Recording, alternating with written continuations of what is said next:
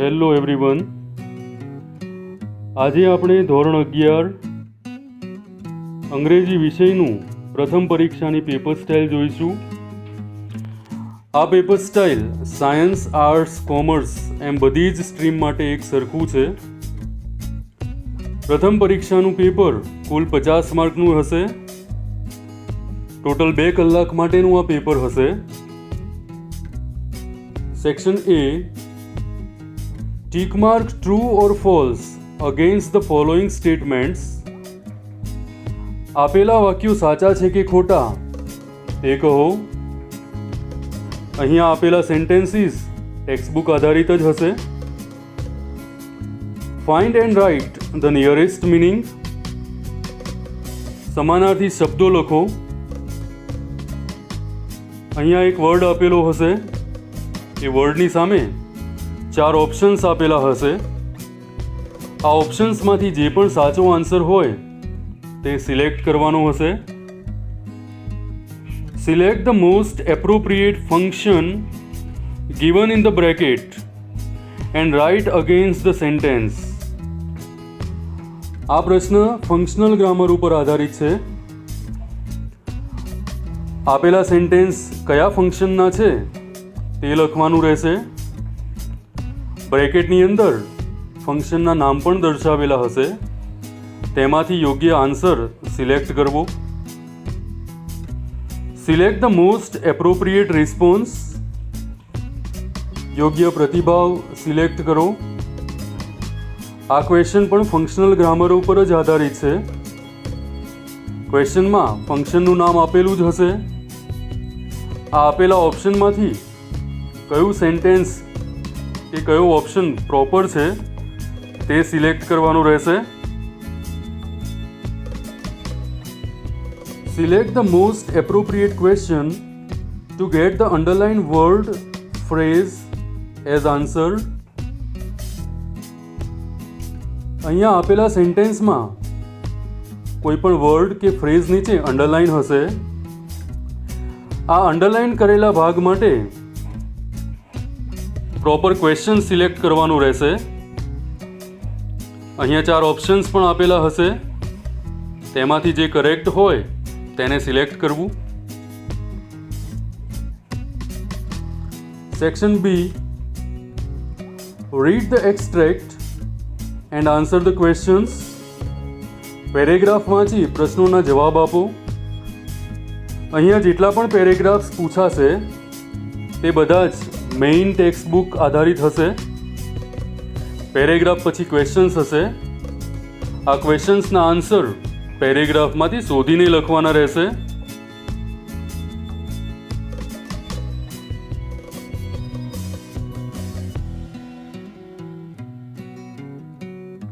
Read the following passage and answer the questions given below it. Paragraph વાંચી નીચે આપેલા પ્રશ્નોના જવાબ લખવાના છે. આ પેરેગ્રાફ સપ્લિમેન્ટરી રીડિંગ બુકમાંથી પૂછાશે. ટોટલ 3 માર્ક્સ માટે પૂછાશે. Section C, read the following passage and write it summary. Suggest a suitable title to it. Summary writing એટલે સંક્ષિપ્ત લેખન. 1/3 ઓફ ધી પેરેગ્રાફ. અહીંયા જે પણ પેરેગ્રાફ આપેલો હશે એ પેરેગ્રાફ માટે યોગ્ય ટાઇટલ આપવું એટલે કે યોગ્ય શીર્ષક આપવું અને ફકરાનું 1/3 કરવું, સંક્ષિપ્ત કરવું, જેના ટોટલ 3 માર્ક્સ રહેશે. Read the news clipping and answer the questions. આ ક્વેશ્ચનની અંદર કોઈ ન્યૂઝ ક્લિપિંગ આપેલી હશે. જે ટેક્સ્ટબુક બહારનો પેરેગ્રાફ હશે.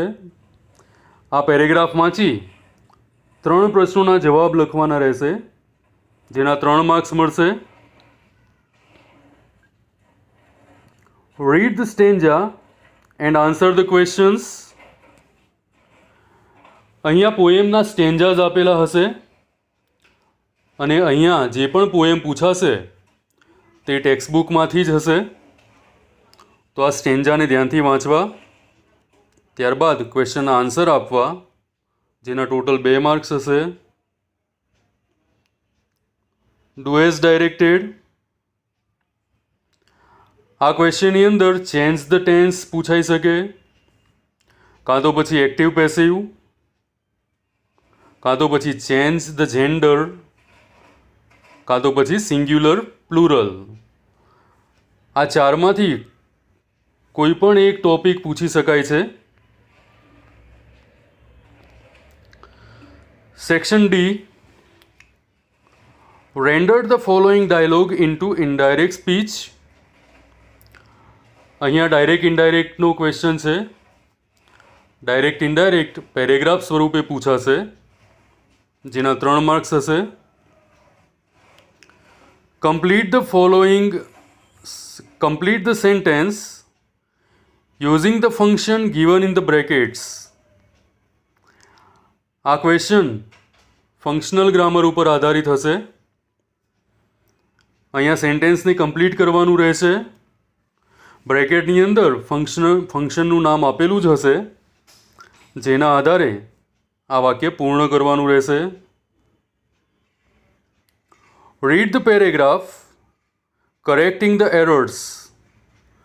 અહીંયા એક પેરેગ્રાફ આપેલો હશે, ત્યાં જે પણ પાર્ટ નીચે અંડરલાઇન કરેલી હશે ત્યાં ભૂલ હશે. આ ભૂલને કરેક્ટ કરી પેરેગ્રાફ ફરીથી લખવાનો છે. Section E, study the following table and write in about 80 words to describe it. અહીંયા આ રીતે કોઈ ટેબલ આપેલું હોય, કોઈ પાઈ ચાર્ટ આપેલો હશે કે પછી કોઈ આલેખ આપેલો હશે. અહીંયા જે પણ માહિતી હોય તેને ધ્યાનમાં રાખી બધી જ બાબતો 80 વર્ડ્સની અંદર તમારે ડિસ્ક્રાઇબ કરવાની છે, જેના 3 માર્ક્સ રહેશે.